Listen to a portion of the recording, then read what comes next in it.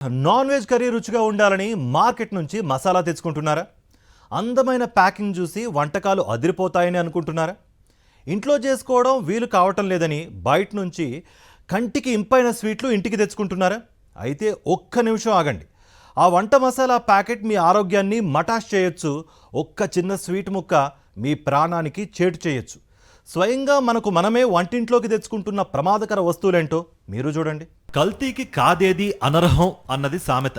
దాన్నే ఇప్పుడు నిజం చేస్తున్నారు కల్తీగాళ్లు.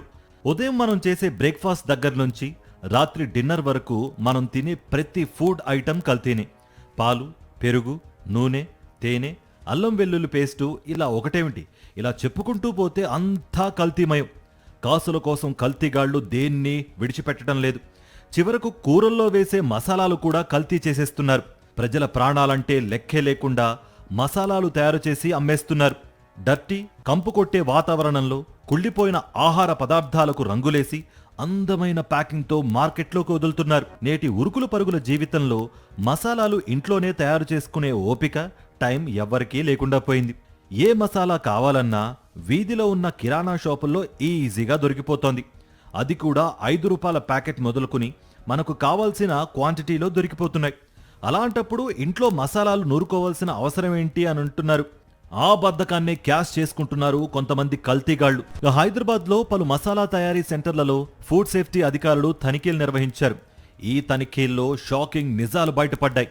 తెలంగాణ వ్యాప్తంగా 30కి పైగా తయారీ, ప్యాకింగ్ సెంటర్లపై రైడ్స్ చేయగా మసాలా తయారీదారులు ఏ మాత్రం ఫుడ్ సేఫ్టీ ప్రమాణాలు పాటించకుండా తయారు చేస్తున్నట్లుగా గుర్తించారు. మిరియాలు, మసాలాల్లో ఎలుకల మలం ఉన్నట్లుగా గుర్తించారు. వాటినే ప్యాక్ చేసి కిరాణా దుకాణాలకు సప్లై చేసేస్తున్నారు తయారీదారులు. రంగారెడ్డి జిల్లా జల్పల్లిలోని శ్రీవారి స్పైసెస్, బండ్లగూడ జాగిర్లోని డివైన్ స్పైసెస్లు అపరిశుభ్ర వాతావరణంలో మసాలాలు తయారు చేస్తున్నట్లుగా గుర్తించారు. గడువు ముగిసిన లేబుల్ లేని ప్రోడక్ట్స్ స్టోర్ చేస్తున్నారన్న నిజం బయటపడింది. నిబంధనలు పాటించని మసాలా తయారీ కేంద్రాలకు నోటీసులు ఇచ్చారు ఫుడ్ సేఫ్టీ అధికారులు. తయారీ కేంద్రాల నుంచి చిల్లీ పౌడర్, పసుపు, మిరియాలు, కరివేపాకు పొడి, ధనియాల పొడి సేకరించి టెస్ట్ కోసం ల్యాబ్కు పంపించారు.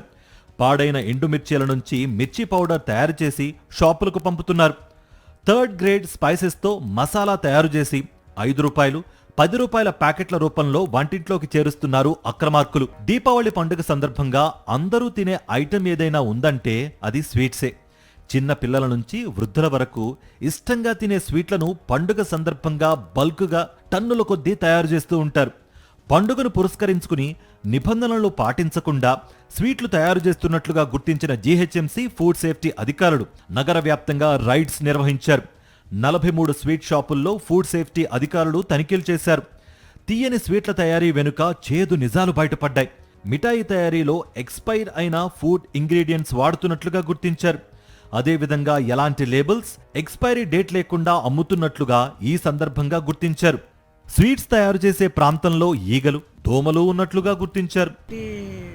స్వీట్ షాపు వాళ్ళ జ్యూరిడిక్షన్లో ప్రతి సర్కిల్లో మా ఫుడ్ సేఫ్టీ ఆఫీసర్లు ఇన్స్పెక్షన్ చేసి 30-35 షాపులు రిపోర్ట్ వచ్చింది. ఫొటోస్, వీడియోస్ వాళ్ళన్నీ వచ్చాయి. ఈ దీపావళి సందర్భంగానే ఇదంతా చేయడం జరుగుతుంది. ఈ దీపావళి సందర్భంగా చాలా ఈ 3-4 వేల స్వీట్ షాపులు దాదాపు కొన్ని టన్నులు క్వింటాలు ఇష్టం వచ్చినట్టు వాళ్ళు బల్క్లో తయారు చేయడం జరుగుతుంది.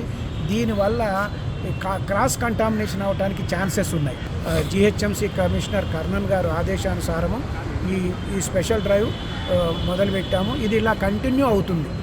చాలా షాపులు, తయారీ కేంద్రాల కిచెన్లు అపరిశుభ్రంగా ఉన్నట్లుగా గుర్తించారు. కిచెన్లో పనిచేసే సిబ్బంది హెడ్ క్యాప్స్, హ్యాండ్ గ్లౌస్, ఆప్రన్స్ వేసుకోవటం లేదని అధికారులు గుర్తించారు. స్వీట్స్లో సింథటిక్ ఫుడ్ కలర్స్ వాడుతున్నట్లుగా కూడా గుర్తించారు. నిబంధనలు పాటించని స్వీట్ షాపులకు నోటీసులు ఇచ్చారు అధికారులు. దీపావళి పూర్తయ్యే వరకు రైడ్స్ కొనసాగుతూనే ఉంటాయన్నారు అధికారులు.